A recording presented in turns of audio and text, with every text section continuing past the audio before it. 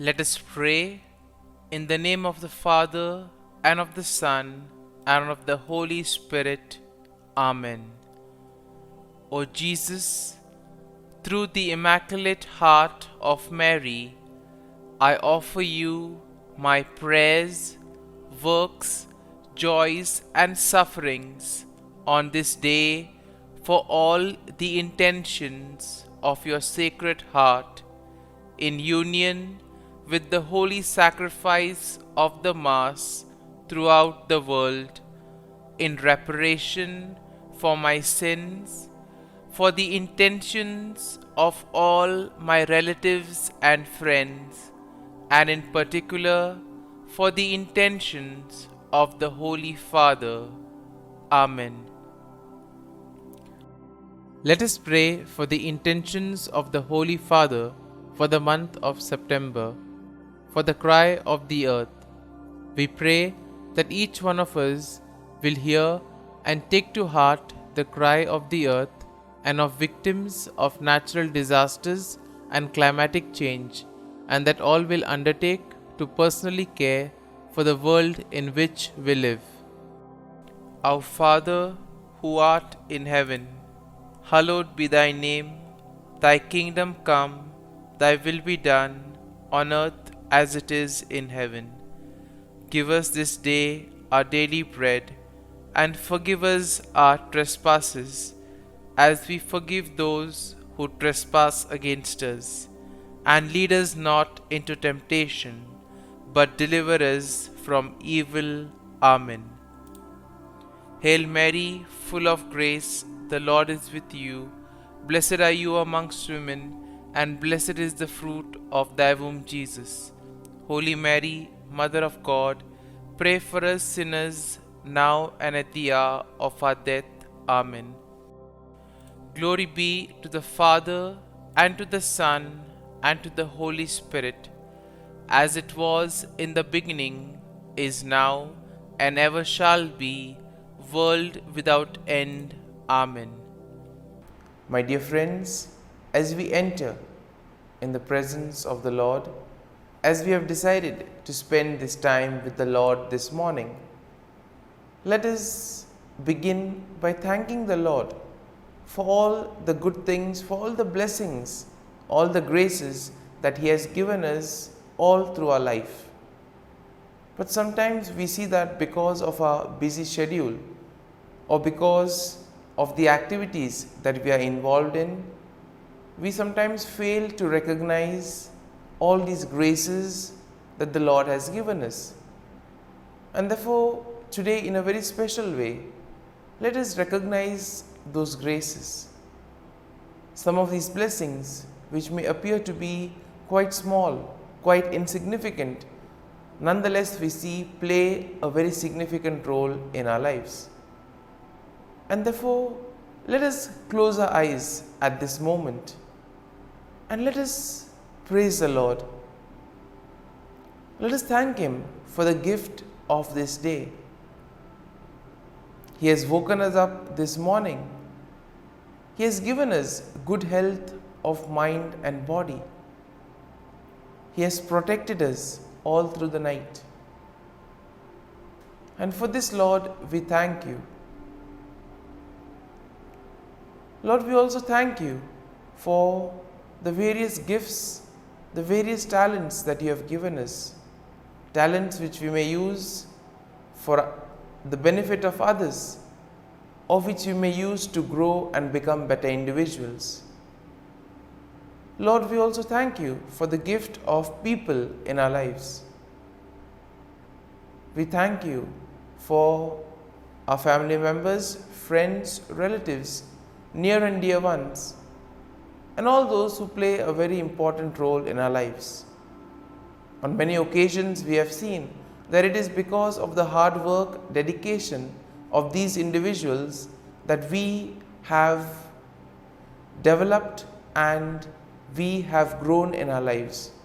And therefore, Lord, we thank you for these people, for these individuals who have dedicated their time and effort and have helped us become better individuals. We also thank you, Lord, for the opportunities that you have given us. We also thank you for the experiences. There have been good experiences which we would want to cherish and remember always. But there have always been also the experiences that have taught us many things. And therefore, Lord, we thank you for all these not so good, not so pleasant experiences, because they too have helped us to grow in various ways.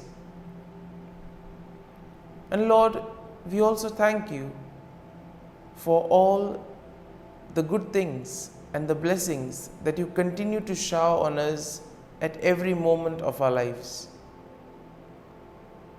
Lord, you have always kept us in your love. At every moment, your gaze is upon us. You are there, constantly guiding and protecting us.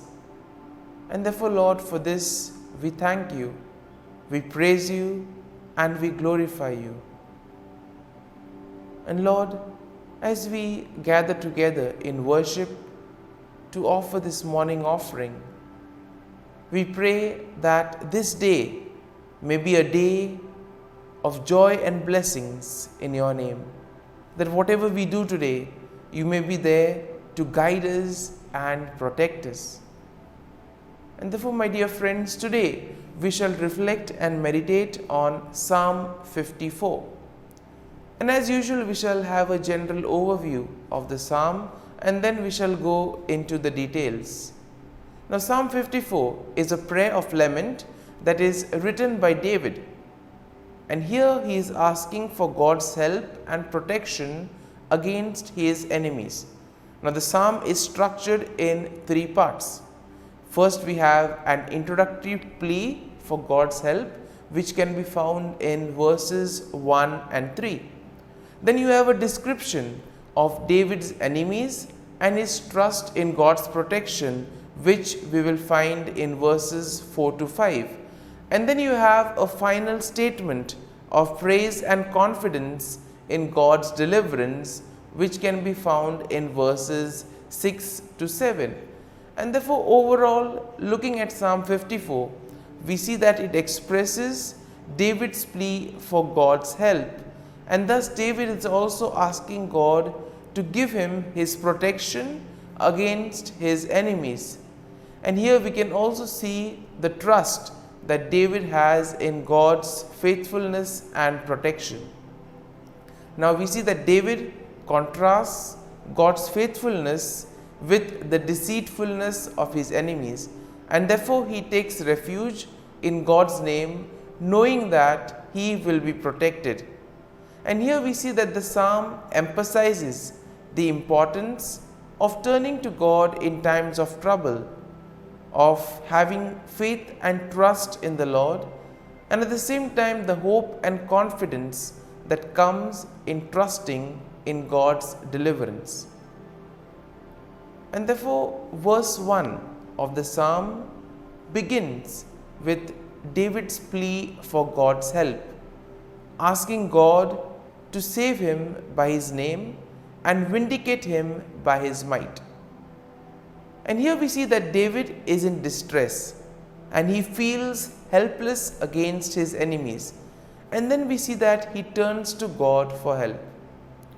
Now, verse 2 describes David's enemies. And how are they described? They are described as strangers and violent men who seek his life. Now, these enemies of David are not named, but they are likely to be associated with the time when David was fleeing from King Saul. And therefore, David notes that these enemies do not set God before them, meaning that they do not fear God or acknowledge his sovereignty. And therefore, this is a good message for us also when we are faced with difficulties, when we have difficult moments in our lives. We can always turn to God, who is ever willing to protect us. Now, verse 3 continues with David's plea for God's help. And here we see that David is asking God to hear his prayer and give ear to his word. David trusts in God's faithfulness and in his ability to answer prayers. And here we also see that David asked for God's mercy and grace in time of need. Verse 4 will then begin the second part of the psalm, in which David describes his enemies and his trust in God's protection. David notes that God is his helper and that he has always been sustained by God's power. Now David will contrast God's faithfulness with the deceitfulness of his enemies. And here we see that David sees his enemies as those who seek to harm him even though he has done them nothing wrong. Sometimes we too may have the same feeling. We have done everything right, but still there are people who persecute us, people who do evil against us. And in this time we can relate to David and see how he went about. Verse 5 continues with David's trust in God's protection, noting that God will deal with his enemies and he will destroy them in faithfulness. David trusts in God's deliverance and takes refuge in his name, knowing that God will protect him from his enemies. And therefore verse 6 now will begin the final section of the psalm, in which David expresses his confidence in God's deliverance, and therefore he gives thanks to God for his help. David notes that God has delivered him from every trouble, and therefore he will look with satisfaction on his enemy's downfall. And verse 7 will conclude the psalm with a statement of praise and confidence in God's deliverance. David declares that he will freely offer sacrifices to God and he will give thanks to God for his name, knowing that God has delivered him from all his troubles. And therefore, my dear friends, as we reflect on Psalm 54, as we allow the psalm to sink in, to take root in us, let us now focus our attention on a particular thought or a particular verse that would have touched us. And let us remain with that verse, let us remain with that thought, allowing the Lord to guide us, allowing the Lord to show us what is the right path that He has chosen for us. And therefore, my dear friends, as we continue to reflect on this psalm, let us ask the Lord to be with us, guide us, and show us the way. And we ask Him that throughout today's day, that He may be with us, helping us, guiding our steps, helping us to do His will, and thus help Him in building the kingdom of God. Amen. And now we shall spend a few moments in silence, reflecting on this, asking the Lord to guide us, to show us that He is there with us even in our moments of trials and difficulties.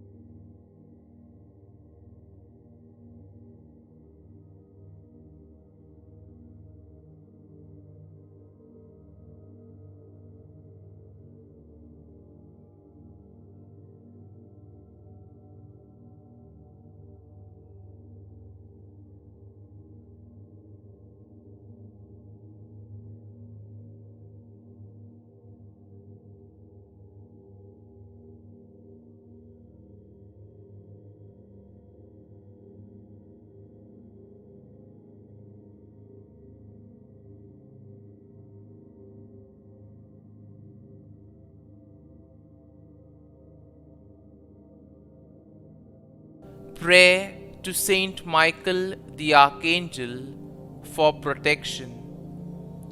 Saint Michael the Archangel, defend us in battle.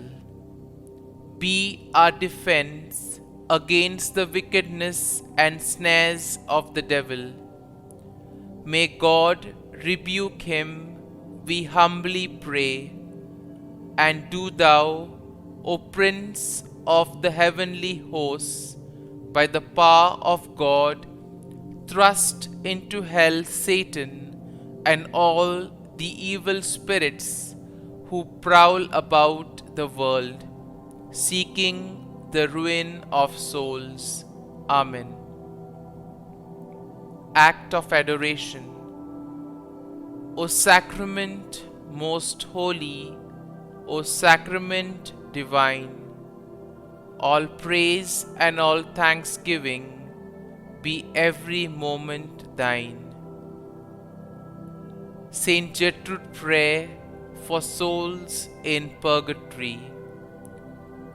Eternal Father, I offer Thee the most precious blood of Thy divine Son, Jesus, in union with the masses said throughout the world today, for all the holy souls in purgatory, for sinners everywhere, for sinners in the universal church, those in my own home and within my family. Amen. May the divine assistance remain always with us, and may the souls of the faithful departed through the mercy of God rest in peace. Amen. Glory be to the Father, and to the Son, and to the Holy Spirit, as it was in the beginning, is now, and ever shall be, world without end. Amen.